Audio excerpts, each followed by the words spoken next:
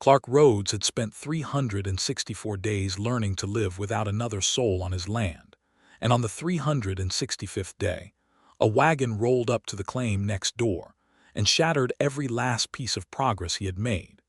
He was standing at the fence line when it happened, mending a stretch of wire that the November wind had pulled loose from its post, and he heard the creak and groan of wooden wheels on the hard-packed trail before he saw anything at all. He kept his eyes down at first, working the wire through the staple with hands that had grown thick and calloused over the course of that long, solitary year. The Kansas plains spread out around him in every direction, brown and amber and bone pale under the wide November sky of 1878, and he told himself that whoever was passing on that trail was simply passing. Travelers passed, merchants passed, the occasional Osage hunter passed on his way to better country. Nobody stopped next door. Nobody had ever stopped next door. But the wheels slowed, and the mule pulling the wagon let out a long, aggrieved bray, and Clark lifted his eyes from the fence post. The wagon was not large. It was the kind of modest, battered conveyance that spoke of a long journey undertaken on a tight budget, its canvas cover patched in 3 places, and its side boards weathered to a dull gray. A single mule stood in the traces, its ears pinned back in protest of having been stopped on what was clearly its preferred schedule. And on the bench seat of that wagon sat a woman. She was not young in the way that girls of 16 were young, soft-faced and uncertain. She was perhaps 26 or 27, with a straight spine and a jaw set at an angle that suggested she had already argued with the world several times and won at least half of those arguments. Her hair was dark brown, nearly black in the flat winter light, and it was pinned up beneath a hat that had started its life as something respectable and had since been reshaped by weather and determination into something entirely her own. She wore a coat that was too large for her by half a size, and her gloved hands held the reins with the steady grip of someone who had done this before and expected to do it again. She stopped the wagon at the boundary marker of the claim to the north of his, which was a parcel of land that had sat empty and unclaimed for as long as Clark had been working his own ground. She looked at the marker. She looked at a paper in her hand. She looked at the marker again. Then she looked at Clark. "You know this country," she called across the distance. He set down his fencing pliers. "Well enough," he said. "Then you know where the northeast corner stake of Section 14 is, because my paper says I'm standing on it and my eyes are telling me someone drove a new stake about 40 feet west of where it ought to be." Clark walked to the edge of his own fence line and looked at the stakes in question. She was right. He had noticed that discrepancy himself, months ago, when old Harley Potts had tried to nudge the boundary marker before deciding the empty claim wasn't worth the bother of fraudulent staking. "The original stake got pulled," he said. "Someone planted a false one. The real corner is east of what you're looking at." She studied him for a moment with eyes that were a warm, steady brown like creek water over smooth stones. Then she nodded. "I thought as much," she said. And without another word, she climbed down from the bench with the ease of a woman who had been climbing down from wagon benches her whole life, walked 40 feet east across the frozen ground, and stood on the spot as though she were taking ownership of a throne. "Mabel Dugan," she said, not looking at him but looking out at the land in front of her, the way a person looks at a thing they have been working toward for a long time. "This is my claim." Clark stood at his fence line and said nothing for a moment because there was nothing immediate to say.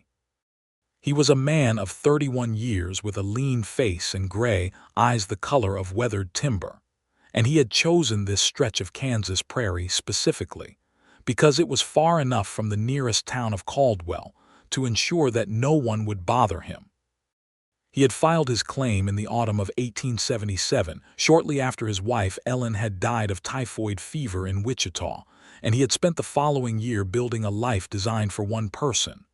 One chair at the table, one cup on the shelf, one plate. The mathematics of solitude worked out deliberately and with great care. He picked up his fencing pliers. "Clark Rhodes," he said. the claim to the south. She turned then and looked at him properly for the first time, and there was something frank and undefended in her gaze that he was not prepared for. Most people, when they met a man who had been living alone for a year, looked at him with a certain cautious sympathy, as though he might be either dangerous or broken. She looked at him as though he were simply a fact of the landscape, like the fence or the sky, and she was noting his position and dimensions for practical purposes. "Glad to know there's a neighbor," she said. And then she went back to her wagon. He watched her begin to unhitch the mule. He did not offer to help. She did not appear to need help. He went back to his fencing. The remainder of that first day passed without further exchange. Clark finished his fence repair, fed his 2 horses and his small herd of cattle, ate a supper of salt pork and dried beans at his single table in his single chair, and went to bed early as men who live alone tend to do. Through the window that faced north, he could see a faint orange glow from the direction of the neighboring claim, which meant she had managed to get a fire going without burning the structure down, which was better than he had expected from someone arriving that late in the day. He told himself it would be fine. A neighbor was not a companion. A neighbor was simply a fact of adjacent land ownership. He had managed an entire year without the comfort of close human connection, and he had, as his own private assessment confirmed, become nearly good at it. The loneliness still had edges, particularly in the evenings and on Sundays when the silence pressed in with particular weight, but he had learned to work through it the way a man works through a pulled muscle, carefully and with patience. He was nearly healed. A neighbor on the next claim would not change that. He was wrong, of course. But it took him several days to discover precisely how wrong. The first intrusion came on the second morning. He was pulling water from his well when he heard her voice across the fence. "Excuse me," she called. "Mr. Rhodes." He looked up. She was standing at her side of the boundary, and there was a quality to her posture that told him she was not comfortable asking but had decided asking was more efficient than not asking. "My pump froze in the night," she said. "I've got livestock to water. Could I use your well until I get mine thawed?" He could have said no. He thought about saying no, briefly, in the way that a man who has arranged his life carefully thinks about anything that might disarrange it. But there were 2 horses and a milk cow visible in her small corral, and they were living creatures who had nothing to do with his particular situation, and so he said, "The bucket's on the hook." She thanked him briefly and came through the gate between the claims, which she must have noticed was not latched from either side, and she drew water with the economical efficiency of someone who did not consider drawing water to be anything more than a task. She made 3 trips. She did not attempt conversation. She thanked him again at the end of it and latched the gate behind her when she left. He found that he had watched all 3 trips from the corner of his eye, not because she was a woman, but because she was a person moving through the space he had organized for himself alone, and the presence of another person in that space was as startling as a bird landing inside his cabin would have been. Not threatening, simply remarkable. He had forgotten, over the course of 365 days, what other people looked like when they moved through ordinary tasks. By the 4th day, the well situation was resolved, because she had managed to thaw her pump herself using a method that involved hot coals in a tin pail, which Clark privately acknowledged was more efficient than the method he would have suggested. He knew this because he had observed the process from a distance with the dedicated lack of interest of a man who is definitely not interested. On the 5th day it snowed. Kansas in November was not gentle about its weather. The storm came in from the northwest in the early afternoon, dropping the temperature with brutal speed and bringing with it a wind that cut through every gap in a wall or a coat or a resolve. Clark battened down his cabin, brought extra wood inside, checked his livestock, and settled in for what his body and his land sense told him would be at least 2 days of serious cold. He was at his table eating a supper of fried salt pork and the last of his dried apple stores when someone knocked on his door. It was not a tentative knock. It was 3 clear, deliberate raps, the knock of a person who has decided to knock and is not reconsidering. He opened the door. Mabel Dugan stood on his step in the driving snow, with an expression on her face that suggested she was about to say something she found mildly inconvenient to say. She had her large coat pulled tight and snow was collecting on the brim of her hat with impressive commitment. "My stovepipe cracked," she said. "I cannot safely heat my cabin tonight. I would not ask if it were not a matter of actual safety." Clark looked at her. He looked at the snow driving past her into the darkness. He stepped back from the door. She came inside and immediately stamped the snow from her boots and removed her hat and coat with the brisk, self-contained movements of someone who was going to be a model house guest under duress. She hung her coat on the peg near the door without being invited to, because it was the obvious place for it. "I'll sleep on the floor," she said, looking at the single bed in the corner. "I've done it before." "There's a pallet under the bed," he said, because there was a rolled horsehair pallet he had never used, a remnant from when he had imagined he might eventually have visitors. He had not, in fact, had a single visitor in a year. "It pulls out."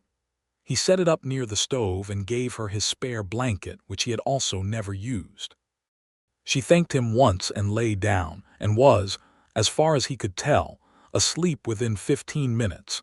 Because she was a practical person who did not waste energy on anxiety she could not spend usefully. Clark sat at his table for another hour with his coffee, listening to the wind beat against the walls, and thought about the fact that there was a person sleeping on his floor. It was the first time another person had been inside his cabin.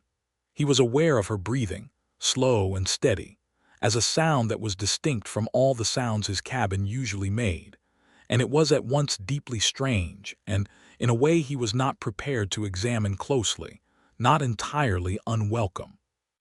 He pushed that thought aside and went to bed. In the morning she was up before him, which he discovered because the smell of coffee woke him.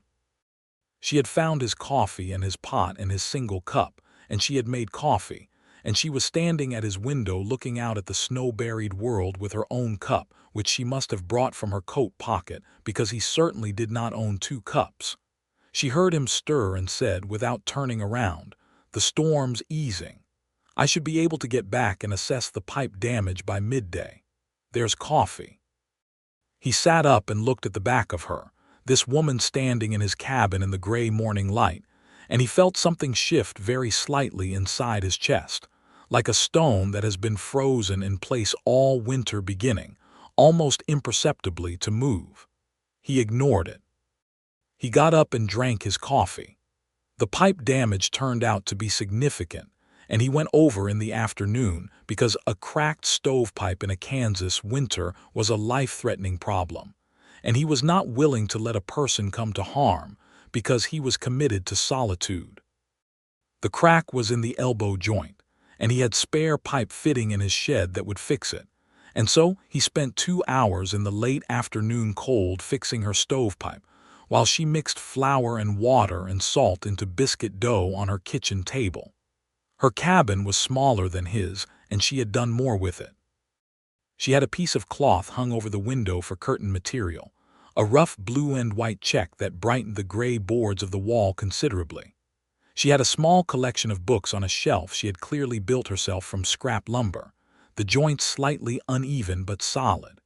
She had a crock of something on the table that smelled like dried herbs, and a small framed photograph on the shelf next to the books that was too far away for him to see clearly. "You came from somewhere east," he said, not a question, while he fitted the new elbow joint. "Missouri," she said. "Lawrence." He filed that away. Lawrence, Kansas was 60 miles to the northeast, not Missouri, but he let it go because she said it with the tone of someone who means the feeling of a place rather than its geography.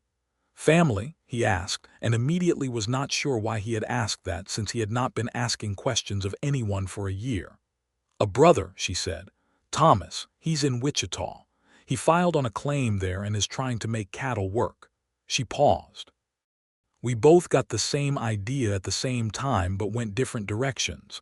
What brought you this far west?" She looked up from her dough. "The land here costs less," she said simply. I had enough for the filing fee on Section 14 and enough left to buy the wagon and the mule and supplies for a winter if I'm careful. Land in Lawrence costs 3 times what it costs out here. Clark finished tightening the pipe joint and climbed down. You're going to try farming. Wheat, she said. Come spring, I know how to do it. My father farmed wheat in Ohio before we moved. She shaped the biscuits with practiced ease. What are you running? Cattle. Small herd, he said. 20 head. I'm building up slow. He looked around at her cabin, the small, careful arrangements of it, the way she had organized a space with very little into something that felt intentional. Your land's good for wheat, he said. Heavy topsoil gets good drainage in the northeast corner. She looked at him again with that frank, measuring gaze. You know my land. I looked at it when I was filing, he said. I considered taking Section 14, but the cattle need the creek access on Section 15, which is mine. She nodded. There was a silence that was not uncomfortable, which surprised him, because he had found most silences in the past year to be either empty or loud with their own particular kind of weight. This one was simply a silence, 2 people standing in a warm cabin while the stove ticked and the wind pushed at the walls outside. You'll stay for supper, she said. It was not quite a question and not quite an order, but it was stated with the confidence of someone who has made the reasonable calculation that a man who has fixed your stovepipe for 2 hours in the cold is owed a hot meal. He almost said no. He felt the pull of the familiar path back to his own cabin, to his single plate and his single chair.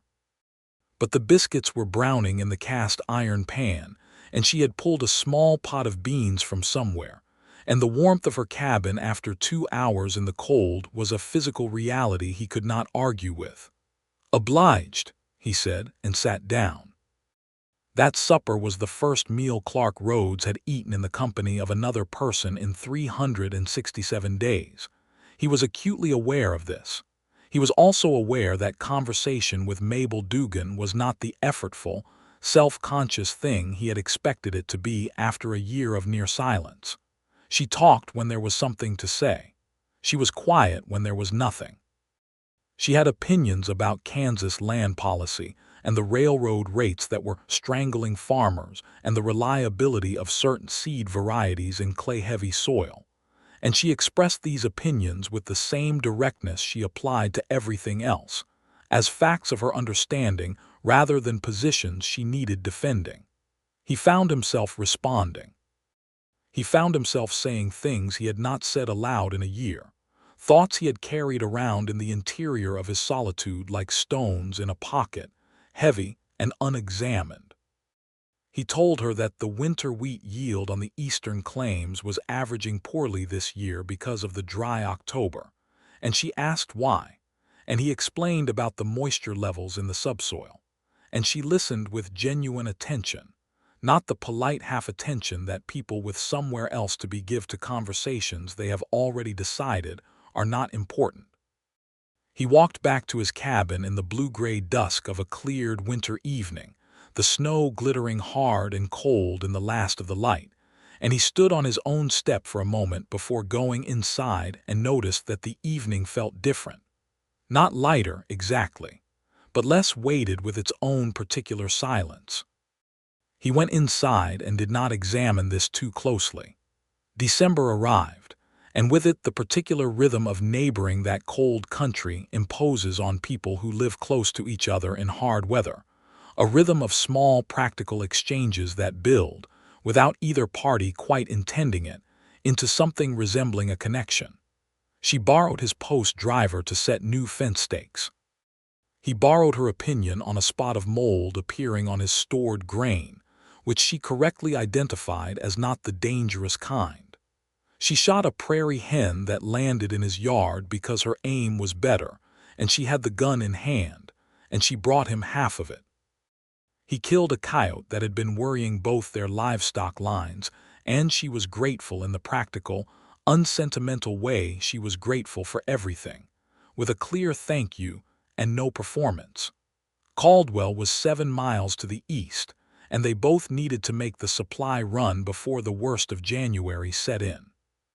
It made plain, practical sense to go together, And Mabel made this calculation aloud one morning in mid-December when she came to return his post-driver, and Clark agreed before he had thought about it enough to find a reason not to.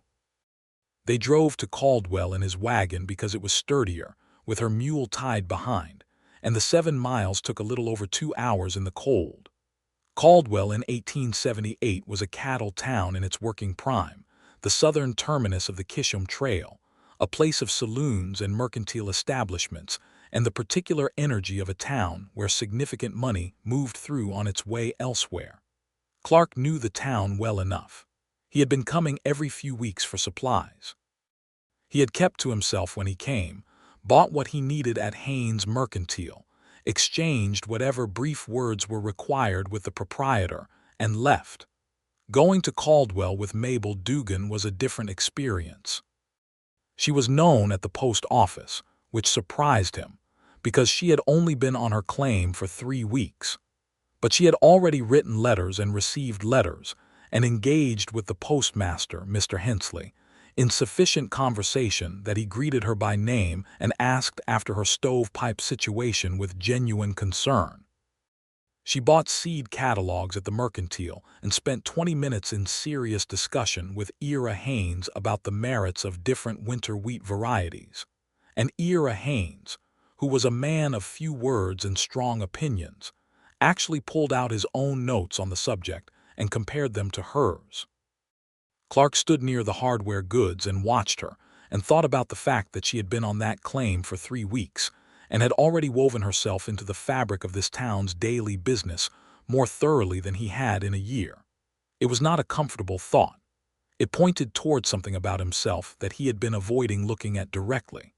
He was buying a new lantern chimney when she appeared at his elbow and said, quietly, "There's a situation at the land office you should know about."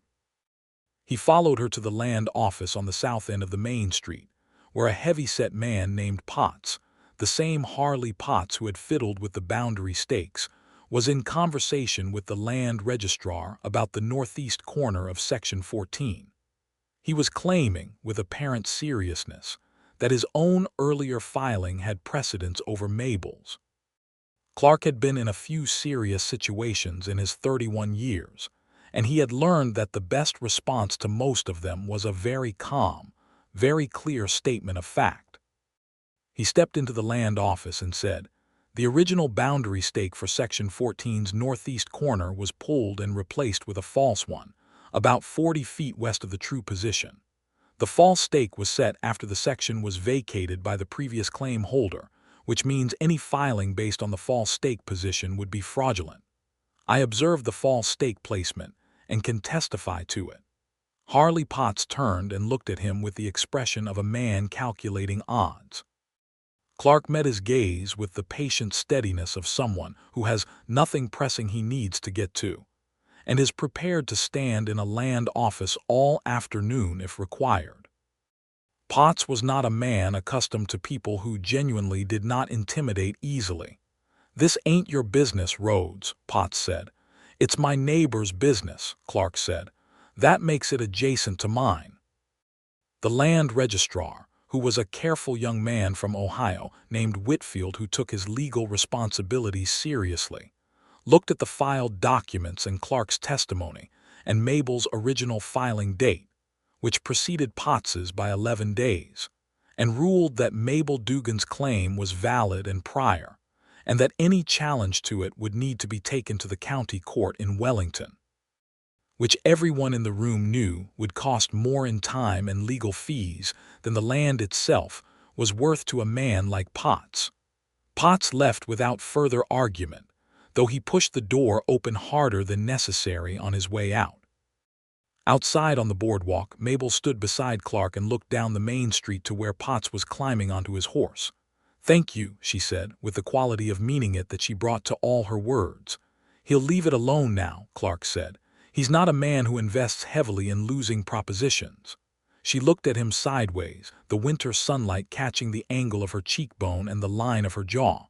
"You spoke up fast," she said. "You didn't stop to think about it." "There wasn't anything to think about," he said. And then, because that had come out sounding more straightforward than he had intended, He walked to the wagon and began loading the supplies. On the drive back, the sun was lowering through a sky of extraordinary color, deep amber and rose burning at the horizon, and the prairie around them went gold in shadow, mile after mile of it, vast and quiet and cold and strangely beautiful. Mabel sat beside him on the bench with her seed catalogs on her lap and said, after a long silence, "How long have you been out here?" "A year," he said. "Little over now." "Alone the whole time?" "Yes." She did not ask him why, which he appreciated deeply. "I've been alone for 2 years," she said, "since my husband passed." He looked at her quickly, and she was looking at the horizon, her profile calm and unperturbing. "I'm sorry," he said. "He was a good man," she said. "Fever took him in the spring of '76. We were in Lawrence then, trying to make the farm work there." She paused. "The farm was his. After he was gone, it went to his brother. That's how it works." Her voice held no bitterness, only the steady acknowledgement of a system's reality. "So I spent a year working in Lawrence and saving what I could, and then I filed on Section 14. Land I can own myself under the Homestead Act because I'm a widow." Clark turned this over in his mind. The Homestead Act of 1862 allowed widows to file. Single women could file too, in some circumstances. It was one of the law's more equitable provisions in a landscape of law that was generally not concerned with equity for women. "Your husband's name was Dugan?" he asked. "No," she said. "That's my family name. I took it back after he died. I was Mabel Dugan before I was anything else, and I intend to stay Mabel Dugan." She said this without apology as a statement of personal sovereignty. He nodded. They drove the rest of the way in a comfortable quiet, and he found himself aware of the warmth of her beside him on the bench, the near warmth of another person's presence, and rather than finding it intrusive as he had feared he might, he found it was simply there, like the warmth of a fire, something real and actual in the cold. January arrived with the force of a conviction. The Kansas plains in deep winter were not romantic. They were a sustained test of preparation and will. Days of brutal cold following days of wind-driven snow, and the work of keeping livestock alive and structures intact and water unfrozen was relentless. Clark had done this alone the previous winter, and it had been manageable. He had made his preparations carefully, and his cabin was solid, and his woodpile was generous. What he had not anticipated was that having a neighbor in serious winter changed the calculations of solitude in ways that were not straightforward. On the third day of the worst cold snap of the season, he checked his cattle at first light, and then looked north toward her claim and counted her smoke, and decided that the count looked wrong.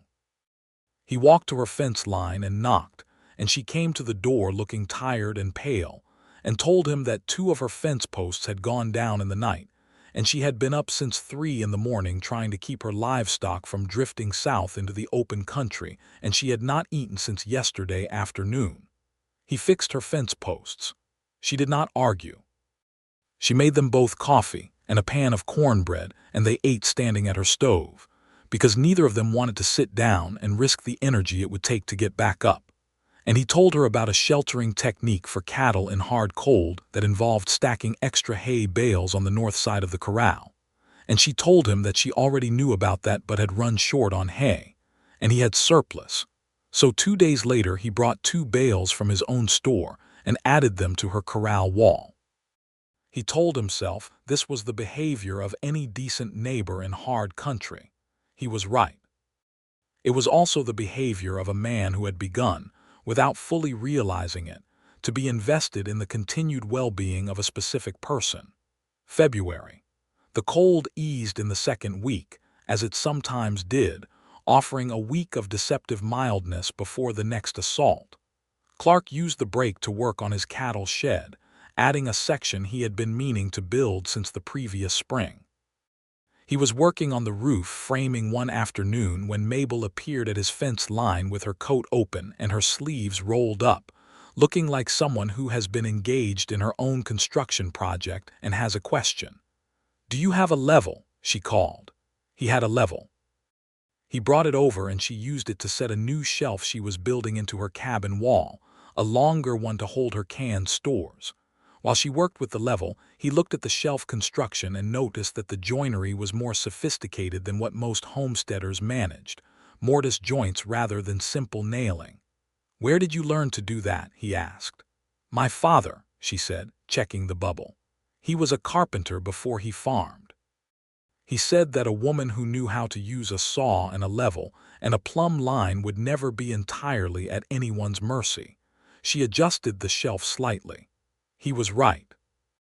Clark thought about his own father, who had been a farmer in Ohio and had believed that the primary skill a man needed in life was persistence, the willingness to work at a thing past the point where it made comfortable sense to continue.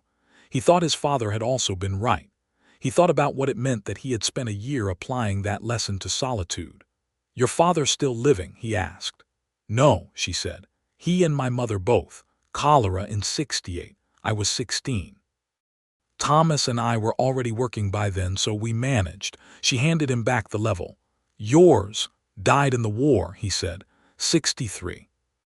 She looked at him with a quiet acknowledgement that contained no performance of sympathy and no flinching away from the reality of it. "A lot of fathers in '63, she said, and it was the most honest response he had ever received to that information. There was a Sunday in late February when neither of them had pressing work, and the weather was mild, and the sky was the kind of clean blue that Kansas produced in the breaks between storms, a sky so large and bright it made the whole world feel briefly possible. Clark was sitting on his step in the rare warmth of it when he heard her singing. She did not know he could hear her. She was in her corral, brushing down her mule, and she was singing something low and clear, a hymn he vaguely recognized but could not name, and her voice was not a trained voice or a performance voice. It was simply the voice of a person singing, because singing is what a person does sometimes when the day is good and they are alone and not thinking about whether anyone is listening. It was entirely private, and he felt he should not be hearing it, and he could not make himself stop. He sat on his step in the February sun and listened to Mabel Dugan sing to her mule, and the stone that had begun to move in his chest in December moved a little further, and this time he did not ignore it. He simply acknowledged it to himself, quietly and privately, with the same honesty he tried to bring to any reality he had to reckon with. He was not, as it turned out, nearly as good at being alone as he had believed he was. Or rather, he had been. And then she had moved on to the neighboring claim and made the whole careful architecture of his solitude suddenly visible by contrast, the way a crack in a wall is only apparent when the light comes through it. He was not sure what to do with this. He sat on his step and turned it over in his mind with the thoroughness he brought to practical problems, and arrived at the conclusion that there was not, in fact, a clear and obvious action to take. He did not know how she thought of him. He was quite sure she did not dislike him. He was equally sure that she had built her own careful independence with considerable effort, and was not likely to want it disrupted by a neighbor who had developed feelings he was only now beginning to acknowledge even to himself. He stood up and went back inside and did not do anything rash. March came, and with March came the first suggestion of spring, the ground softening at the edges of the day, the light lasting longer, the smell of mud and possibility coming up from the warming earth. For Mabel, March meant planting preparation, and she threw herself into it with the organized intensity she brought to all her projects. She had her seed wheat from the catalogs and her soil tested with a method she had read about in an agricultural journal from the Kansas State Agricultural College in Manhattan, and she walked her fields systematically, reading the ground the way Clark read his cattle, with patient attention to what was actually there. He found himself coming over to look at her fields with her, not because she needed him there, but because she was interesting to watch when she was working. She asked him questions and valued his answers without deferring to him, which he found was a quality he had not realized he had been wanting in another person's conversation until he had it.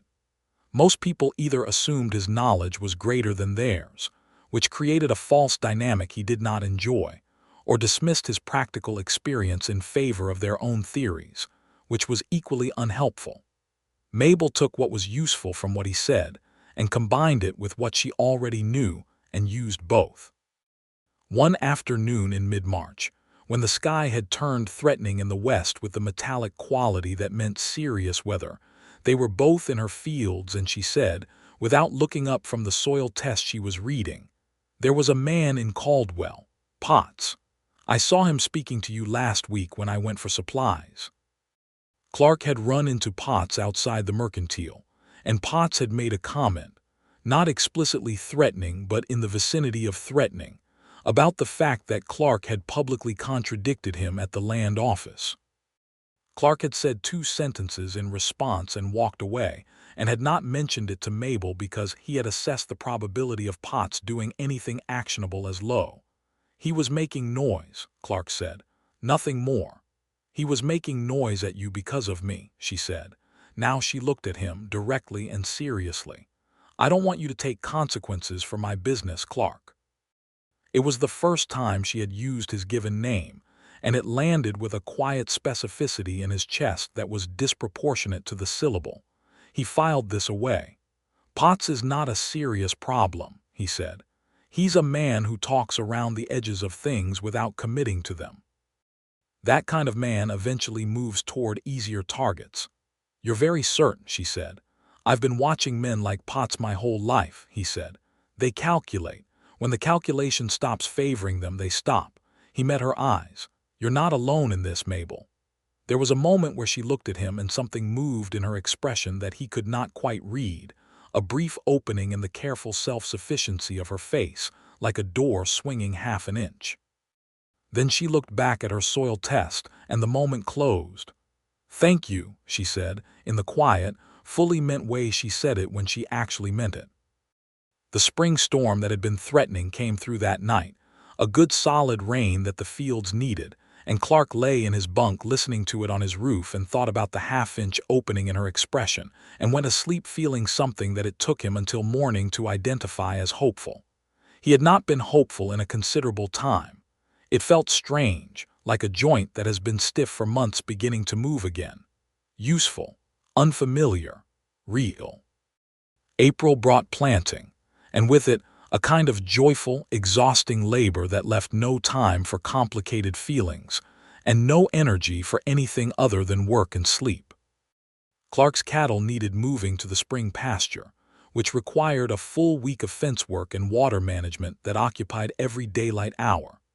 Mabel's wheat planting was an operation of similar intensity, the preparation of ground and the precise timing of sowing that the agricultural journals recommended, and that her father's practical training confirmed. They worked in parallel, each on their own land, exchanging information over the fence line in the brief hours between tasks. She told him about her planting schedule and he told her about his water rotation plan, and the information went both ways, useful in both directions, and Clark began to understand that this was what it meant to have a neighbor in the fullest sense of the word, not just proximity, but a kind of practical interdependence that was also, somehow, deeply companionable. The evening of the 3rd week of April, her wheat was in the ground.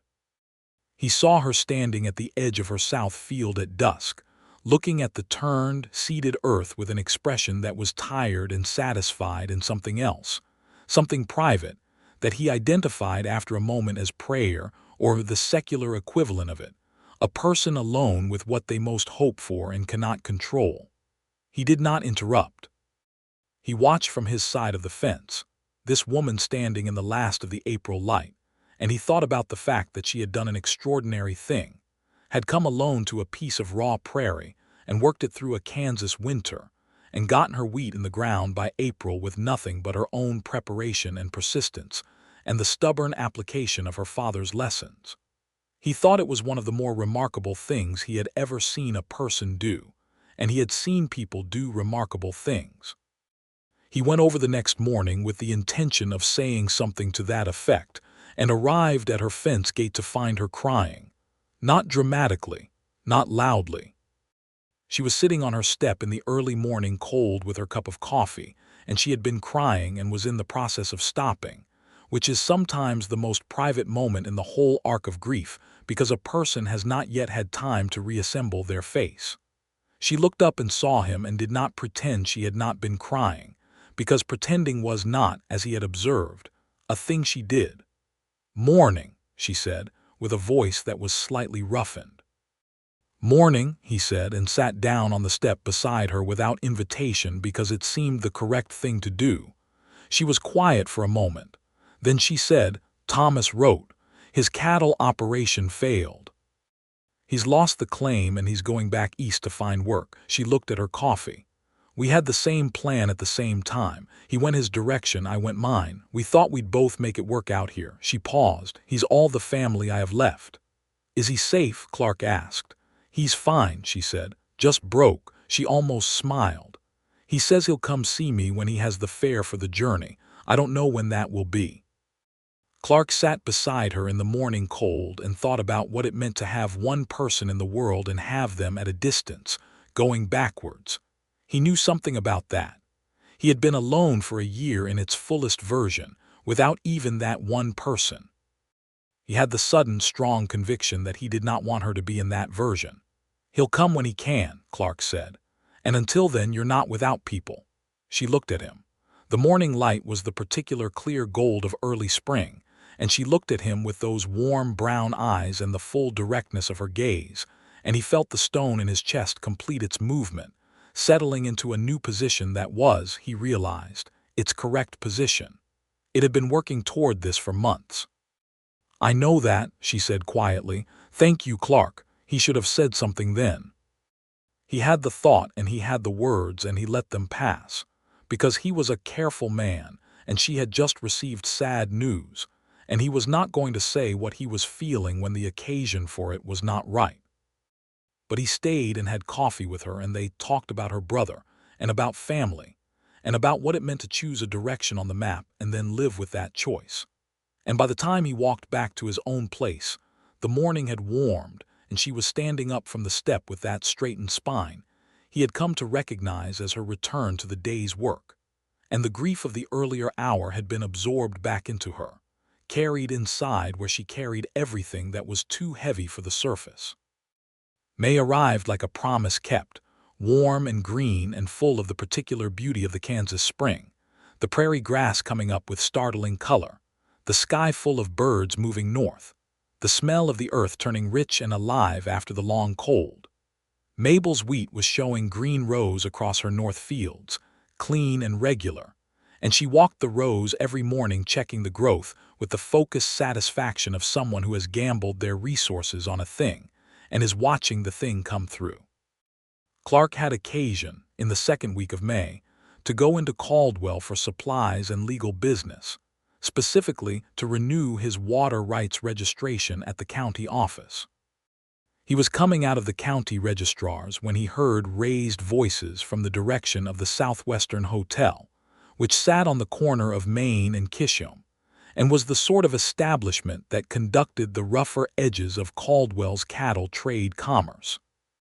He would have walked past it entirely except that one of the voices was Harley Potts, and another voice was a tone he recognized after a second as belonging to a man who was saying things about Section 14 and its occupant that were designed to be heard by anyone passing on the street. Clark stopped walking. He stood on the boardwalk and listened to what Potts was saying, which was a mixture of legal threat and personal insult, delivered to an audience of two other men who were laughing in the encouraging way that men laugh when someone else is doing the entertaining. Potts was suggesting, at some volume, that a woman alone on a claim northwest of town was in a precarious position regarding her title, and that he had friends at the county level who could make paperwork difficult. Clark pushed open the door of the Southwestern Hotel. The conversation in the corner stopped. Potts looked at him. The two other men looked at him. Clark was not a large man in the theatrical sense, not built for intimidation by size, but he had the particular quality of stillness that some men develop when they have lived alone for long periods and done a great deal of thinking without talking, and it filled a room in a way that was not aggressive but was very clearly serious. "Harley," Clark said, "whatever you've got in mind regarding Section 14, I want you to understand something. That claim is properly and legally filed. The title is clean, and the woman who holds it has a neighbor and a county legal record and a postmaster who knows her name. You're talking about paperwork trouble. The trouble with paperwork trouble is that it goes both ways, and a man who's been filing boundary stakes in locations that don't match the registered survey has some paperwork trouble of his own that a county examiner would find interesting. Potts's face did the calculation Clark had predicted it would do. He watched it happen, saw the numbers come out in a direction that did not favor aggressive action, and saw Potts decide to wear his retreat as a dignified rearrangement. "Nobody's looking to cause trouble, Rhodes," Potts said. "Good," Clark said. "Let's keep it that way." He nodded to the room in general and walked back out. He told Mabel about it on the drive home, because she needed to know, and because he had decided some time ago that the most honest and respectful thing he could do for a person who valued her independence and her intelligence was to give her all the relevant information and trust her to use it. She listened without interruption, and when he had finished she was quiet for a moment and then said, "He won't actually pursue it." "No," Clark agreed. "But he might try something more indirect," she said. "Something that doesn't leave his fingerprints on it so clearly." "Yes," Clark said. "I thought that too." "What would you do in his position," she asked, "if you were that kind of man?" Clark thought about it seriously because she was asking him to think about it seriously. "I'd look for a way to affect the claim without touching the legal title," he said. "Water rights, maybe, or getting to someone in the supply chain, or making the work hard enough that the claim holder gives up." He looked at her. "But he's got to balance that against the effort. He doesn't want Section 14 badly enough to make a sustained project of it. He wants it easily." "Then we make sure it's not easy," she said, with a calmness that had teeth in it. "That's what we've been doing," he said. She looked at him with an expression he was beginning to be able to read, the particular look she had when she was thinking something she was not yet saying. She said, "I think about what it would have been like if I'd arrived here and you hadn't been next door." "You would have managed," he said, and meant it. "Probably," she said, "but it would have been harder and lonelier." She looked at the road ahead. "You've been a good neighbor, Clark." "You've been one too," he said. And then, because the May evening was warm and the prairie was green, and the sky was the deep, clear blue that is the color of courage, he added, "I've appreciated it more than you might think. I was doing all right on my own, I thought, but I was wrong about what all right looked like." She turned to look at him, and he kept his eyes on the road ahead, because if he looked at her directly at this particular moment, he was not going to be able to say the rest of it calmly, and he wanted to say it calmly. "I wasn't lonely in a way I recognized," he said. "I just decided that loneliness was the permanent weather, and I'd adapted to it. You moved next door and changed the weather, and I realized I'd been wrong about what I was living in." He did pause then, because he owed her honesty, and honesty required precision. "I lost my wife in '77, typhoid. And I came out here afterward because I needed to be somewhere that didn't know us together, somewhere that was just mine, that couldn't remind me of what I'd lost. And that was the right thing for that time. But I've been out here a year now, and a year is long enough." He finally looked at her. "I'm telling you this because I think you deserve to know it before I say anything else." She held his gaze steadily, and he saw in her face no flinching and no false sympathy and no retreat. "I'm glad you told me," she said. "I want to say something else," he said. "Then say it," she said. The wagon moved along the road in the warm May evening, the wheels turning on the packed dirt, the mule ahead of them steady and unconcerned, the whole wide prairie going on in every direction under the falling sun, and Clark Rhodes said, "I think I've been in love with you since February, possibly since the stovepipe. I'm not sure exactly." He watched the road. "I'm not asking you to be anything you don't want to be or do anything that doesn't serve your own life. I just needed you to know it, because keeping it was starting to feel dishonest." Mabel Dugan was quiet for a period of time that lasted approximately 4 full seconds, and Clark counted them. Then she said, "I know." He looked at her. She was looking at him with an expression that was almost amused but not quite. the way a person looks at a thing that has become obvious from a certain angle and is only newly obvious from another. "Clark," she said, "you fixed my stovepipe for 2 hours in the cold and then sat down at my table and talked to me like I was a person worth talking to, which more men than I can count have failed to manage. And you've been the first person in 2 years who I've felt like I could sit in silence with without the silence being a burden. I've known for some time." She looked at the road ahead. "I just didn't know if you knew." He pulled the wagon to a stop. The mule turned its head with mild reproach. "And," he said. She looked at him again, this direct, careful, honest woman who had come alone to a piece of raw Kansas prairie and built something out of it by the force of her own competence and will.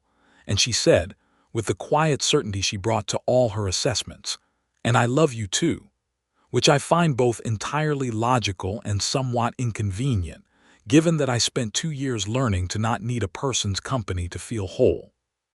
"You moved onto the neighboring claim and ruined my progress in that direction."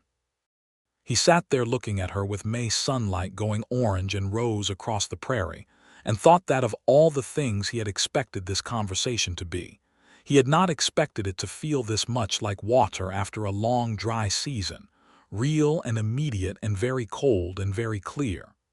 "Inconvenient for me too," he said. And then he reached across the bench and took her hand, the working hand in its leather glove, and held it, and she let him, and they sat on the stopped wagon in the middle of the Caldwell Road, while the evening spread gold across the Kansas plain, and the mule waited with decreasing patience, and neither of them said anything else for a while, because everything that needed saying had been said, and the rest of it was simply there, between their hands and in the warm and in the deepening color of the evening sky.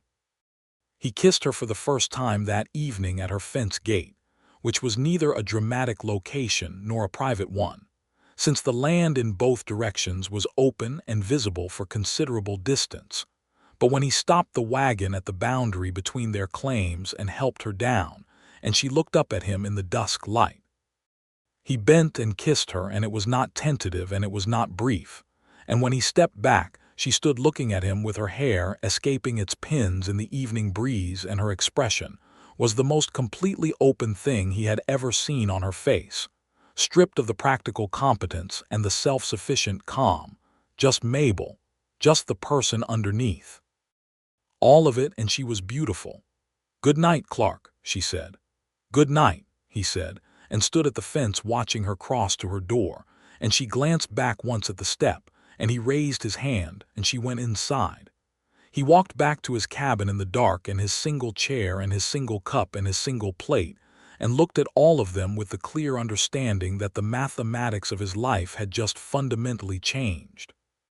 June came with heat and growth, and the beginning of a new and happy complication in the lives of two people who had been alone for too long. They were not dramatic about it, because neither of them was a dramatic person by nature. They simply began to occupy each other's company in the ways that people do when the barrier between visiting and belonging has been taken down, shared meals becoming a matter of course, evenings on his step or her step, watching the last of the light drain from the sky, conversation that moved between the practical and the personal with the ease of a river finding its level. He learned the shape of her days, the early morning walk of her fields, the methodical noontime machinery of her household work, the evening reading that she did for an hour before sleep, the books she loved and argued with as though the authors were present in the room. She read him passages sometimes in the evenings, things she thought he would appreciate or find ridiculous, and he was surprised repeatedly by the accuracy of her assessment of what he would find interesting. She had paid very close attention to him, it turned out. He had not fully realized how closely or how long. He learned that she was afraid of thunderstorms, not the ordinary caution a sensible person had about lightning in flat country, but a specific, involuntary fear that came from having been caught in a tornado in Ohio when she was 12 years old. She did not make a secret of this. She mentioned it the way she mentioned all her facts, as information that was relevant and ought to be known. The first time a serious summer storm rolled in from the west, and she came to his cabin, not because her stovepipe had cracked this time, but simply because being alone in her cabin during lightning was a thing she chose not to do. He was glad she had told him, because it meant he knew to just keep the lamp on and talk about ordinary things until the thunder moved east.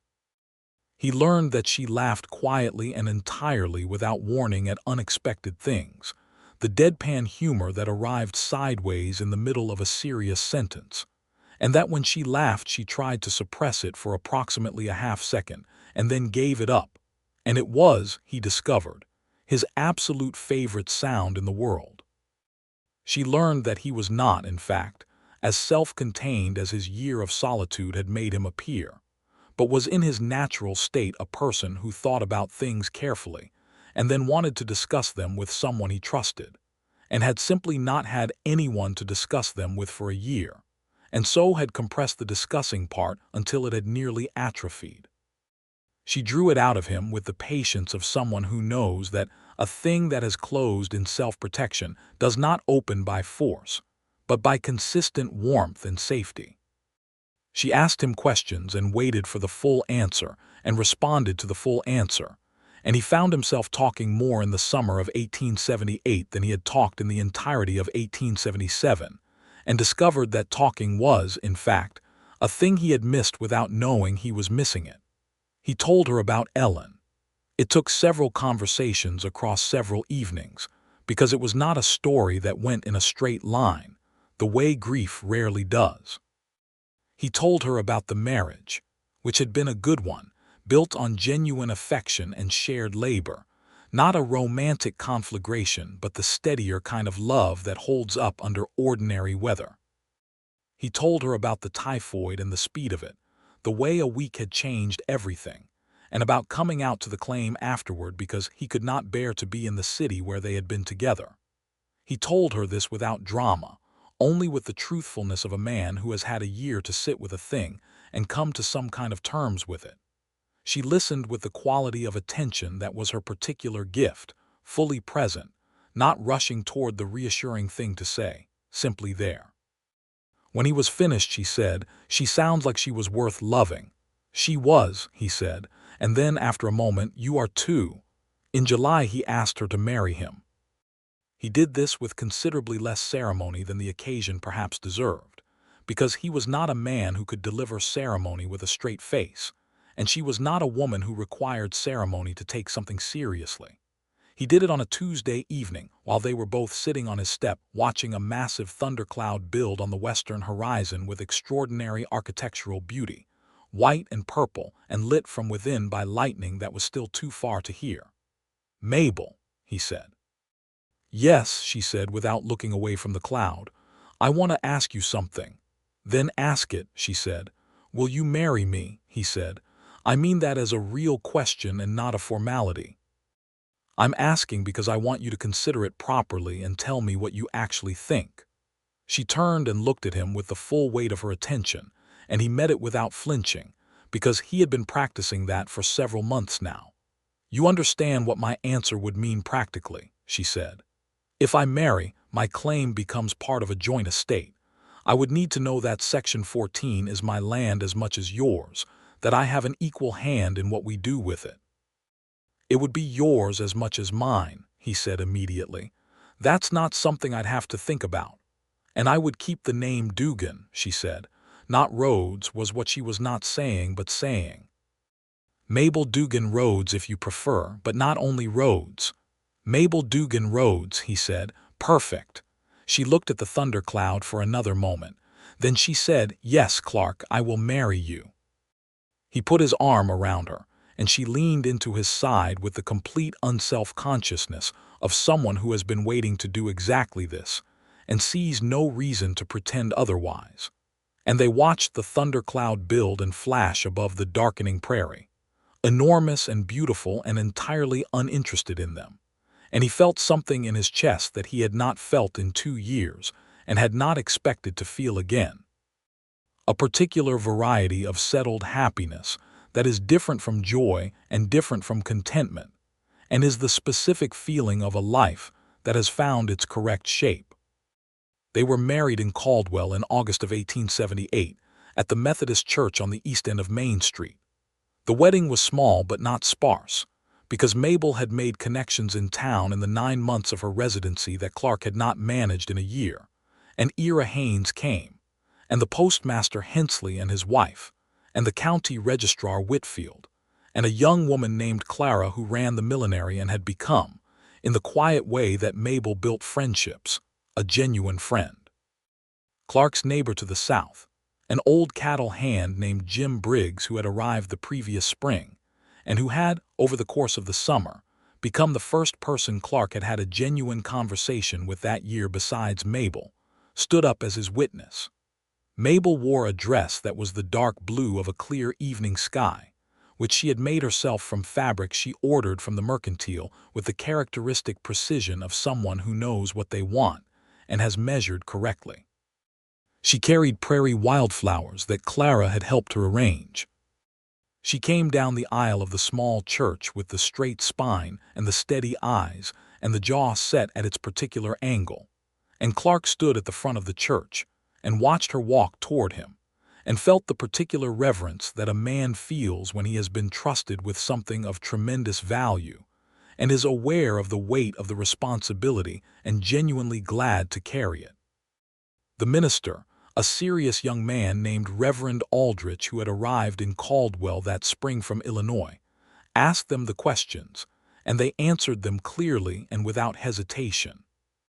When Aldrich declared them husband and wife, Mabel Dugan Rhodes looked at Clark with both the love and the amusement in her face that he had come to understand was her purest expression of happiness, the warmth and the wit arriving together, and he kissed her in the front of the Methodist Church in Caldwell, Kansas, in the year 1878, in front of the postmaster and the dry goods proprietor and the millinery owner and the old cattle hand, and felt every single day of the past year as a road that had been going somewhere specific and had now arrived.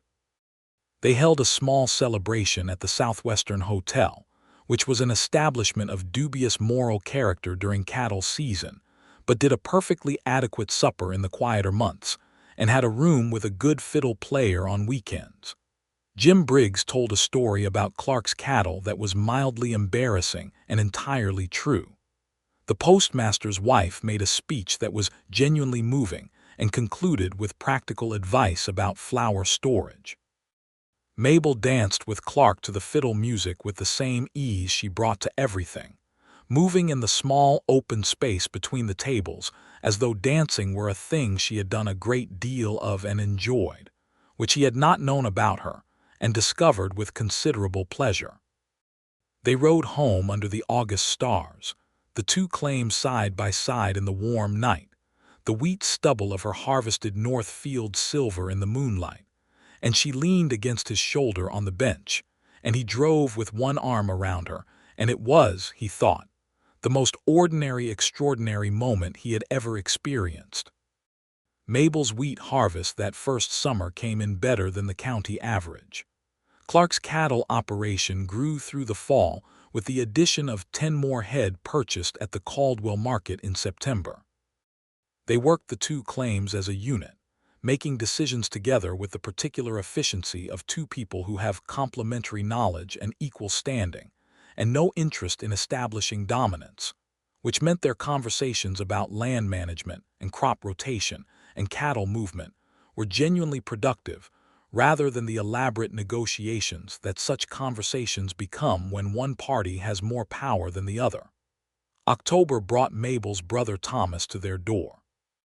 He arrived on a borrowed horse from Caldwell on a bright fall afternoon, a lean, sun-worn man of 28 with his sister's dark eyes and considerably less of her self-containment, a man who wore his feelings on the surface and seemed entirely comfortable with this. He shook Clark's hand with the grip of someone who has been sizing a person up and decided in their favor, and hugged Mabel with the uncomplicated physical ease of siblings who have been each other's primary comfort for most of their lives.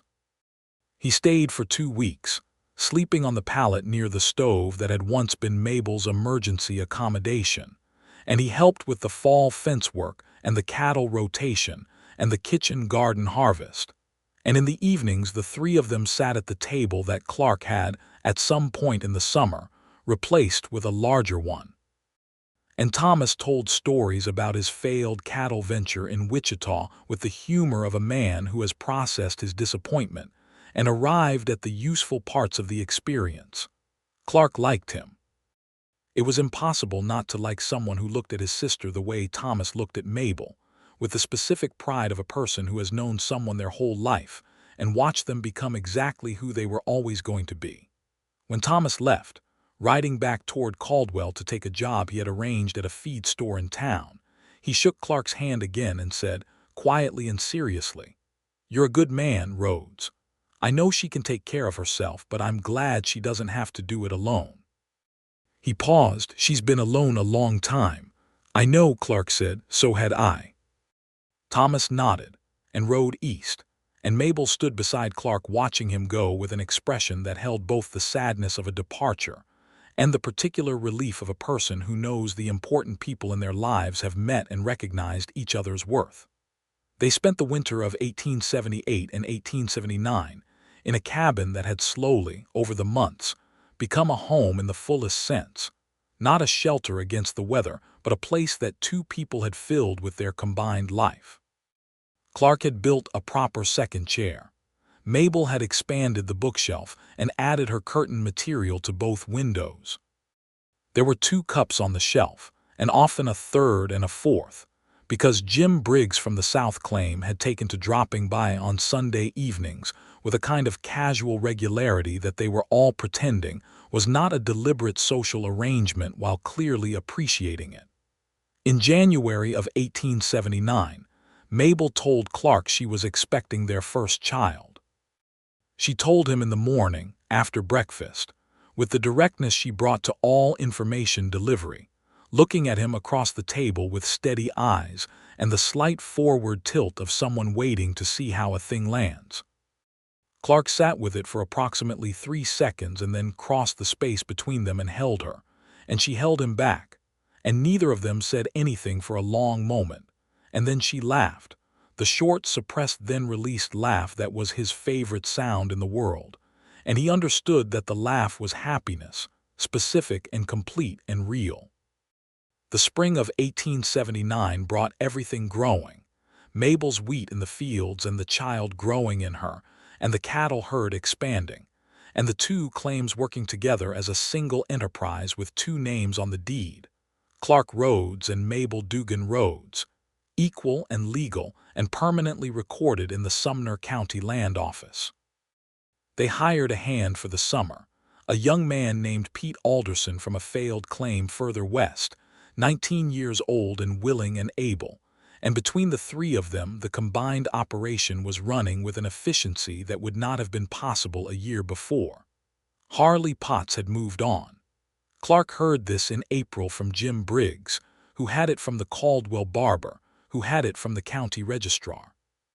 Potts had sold his land interests and relocated to Colorado, where there were newer and perhaps more yielding opportunities for a man of his particular approach to land acquisition. Clark told Mabel, and she received the news with the mild satisfaction of someone who had calculated correctly. "He found easier targets," she said. "As predicted," Clark agreed. In the late summer of 1879, on a warm evening in August with the wheat harvested and the cattle fat on the good summer grass and the prairie going gold around them in every direction, Mabel gave birth to their son. The labor was managed by the midwife who served the farms north and west of Caldwell, a competent woman named Mrs. Farrow, who had been doing this work for 20 years and brought to it the same practical calm that Mabel brought to everything, and which Clark found, in the hours of waiting outside the cabin, was the only quality he was capable of being grateful for in that period. The baby was born healthy, a strong-lunged and definite-looking boy with Mabel's dark hair and Clark's gray eyes, and an expression of profound dissatisfaction with his immediate surroundings that Mrs. Farrow assured them was entirely normal. Clark held him for the first time with the careful reverence of a man who has been given something irreplaceable, and is aware of the fragility of it. And Mabel lay in the bed watching him with the most purely exhausted and purely content expression he had ever seen on her face. They named him James Thomas Rhodes, James for no one in particular, but because it was a solid name that would wear well, and Thomas for Mabel's brother, who received the news by post in Caldwell with an enthusiasm that generated a letter 6 pages long and full of exclamation marks that were not like Thomas to use, but apparently the occasion warranted. Thomas arrived on a Sunday afternoon 2 weeks after the birth, and held his nephew with the cautious wonder of a man who has never held a baby before and is suddenly aware that this is a more serious undertaking than it looked from a distance.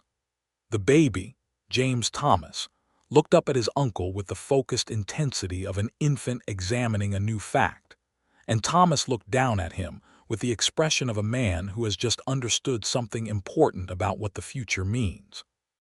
"He's got Mabel's stubborn chin," Thomas said. "He does," Clark agreed. "God help you," Thomas said, and grinned. Clark looked at his wife, who was sitting across the table looking at her brother holding her son with the expression she wore when the world was arranged precisely as she would have arranged it herself, and he thought about the sequence of events that had brought them all to this particular table on this particular Sunday: the grief and the going west and the year of solitude, and the wagon on the road, and the cracked stovepipe, and the well and the road to Caldwell, and the May evening when the mathematics changed. He thought about the fact that he had spent a year learning to live without another soul, and had believed he was nearly good at it, and had been wrong in the most useful possible way. The plains of Kansas spread in every direction beyond the windows, enormous and indifferent and beautiful.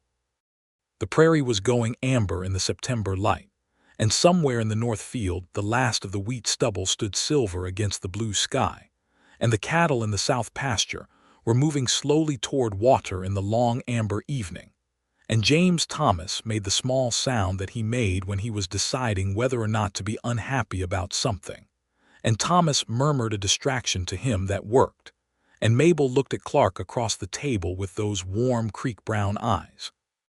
And Clark looked back at her and thought, this is what the year was for, not the suffering of it, not the loneliness of it, but the arriving at it, the road being the road and this being the place it led.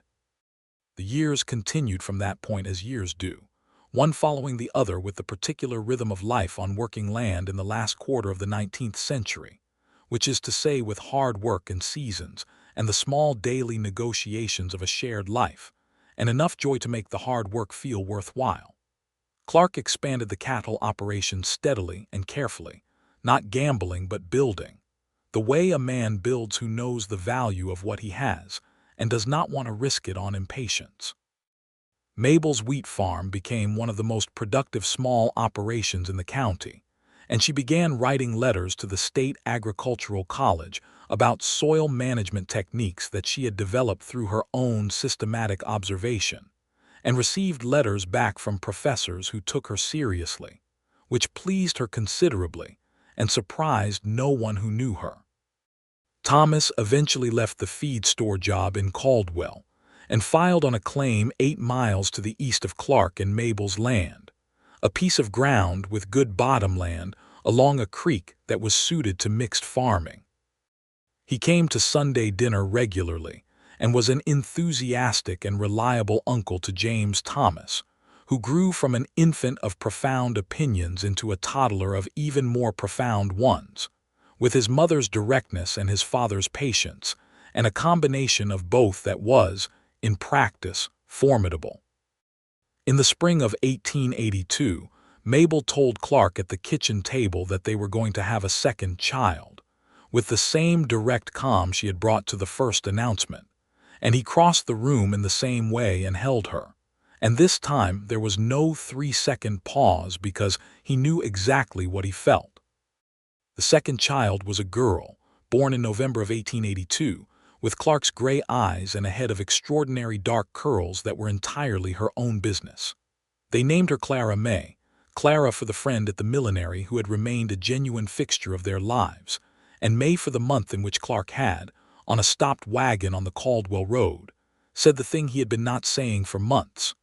Mabel pointed this out when they settled on the name, and Clark confirmed it was intentional. James Thomas, who was 3 years old by then, inspected his baby sister with the seriousness of a person conducting an important review, and rendered his verdict by placing one careful finger against her cheek, and then looking up at Clark with an expression of decided approval. He was a child of few but well-considered words, which made people who did not know him think him quiet, and people who did know him understand he was simply thorough. He was, in short, very much Clark and Mabel's child.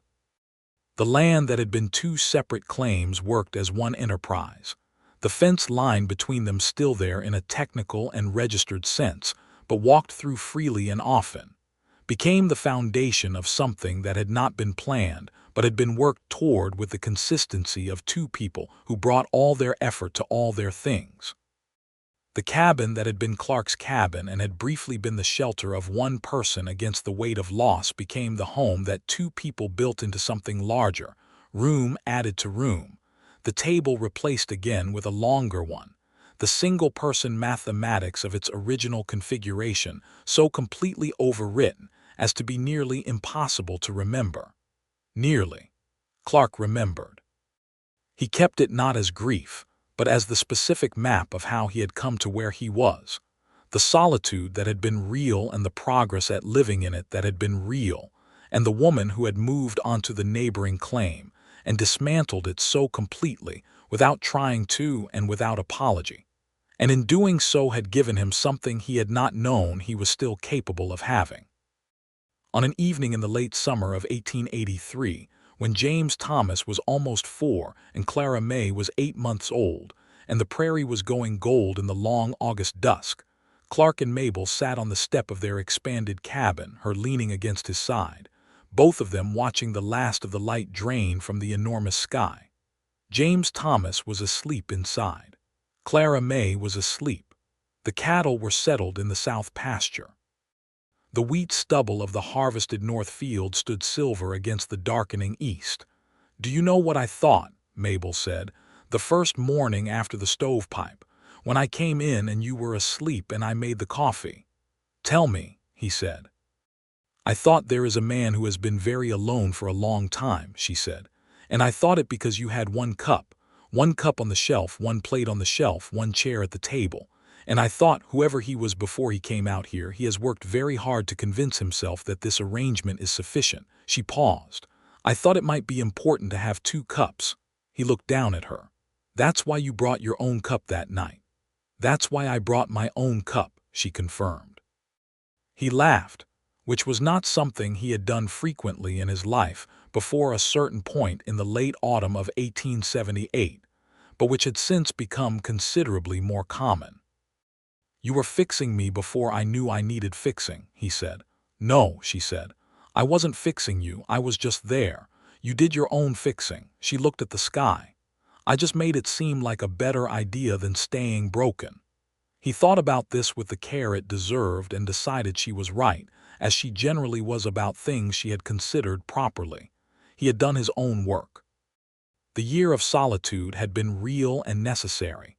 The sitting with the grief of losing Ellen, the learning of his own dimensions without the structure of a partnership to define them, the discovery that he was a person who could stand alone in hard country and manage. All of that had been real and worth doing. Without it, he would not have been the man who could look at a woman of Mabel Dugan's quality and self-possession and understand what he was looking at, or be worth anything to her if she chose to look back. But she had made it seem like a better idea. She had arrived on the neighboring claim, stubborn and capable and direct, with her own history of loss and her own hard-won independence, and she had looked at him like he was simply a fact of the landscape worth knowing, and had needed his well in a freeze and his testimony in a land office, and his company on a wagon road, and his stovepipe fitting, and his presence during thunderstorms, and had given him in return her fields in the spring morning, and her singing to her mule, and her honest eyes, and her full attention, and her laughter and herself.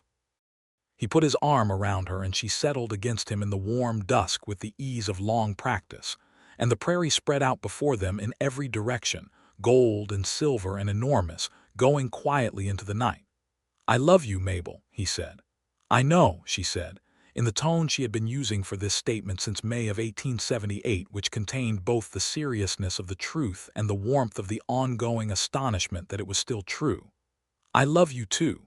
She paused. "I was nearly good at being without that." "So was I," he said, "nearly." The stars came out over the Kansas plains one by one in the growing dark, the enormous stars of the open country, where there is no other light to drown them, and the two claims that were one land stretched away into the night around them.